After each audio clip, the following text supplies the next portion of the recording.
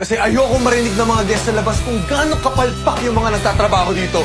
Sir, hindi ko naman po sinasadya na masabi kay Miss Luna yung tungkol kay Sir Ronald. Sinabi ng sikreto yun, di ba? Nawala po sa isip ko, sorry. Yun lang ang sasabihin mo. Opo. Then maghiwalay muna tayo. Sir, maghiwalay po? Yes. Leave.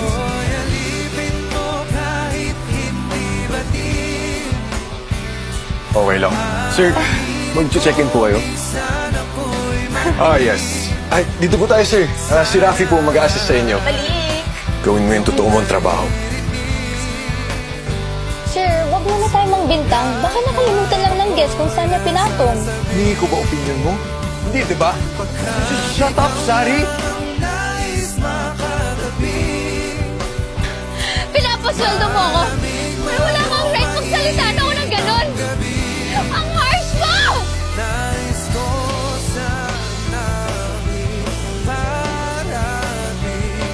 Ano yung thing with the guest? Wala akong pakialam kung ginagawa mo yan sa labas o kung ganyan ka sa labas. Pero wag na wag mong dadalhin yan dito sa... Paano kung mali yung sign ng universe?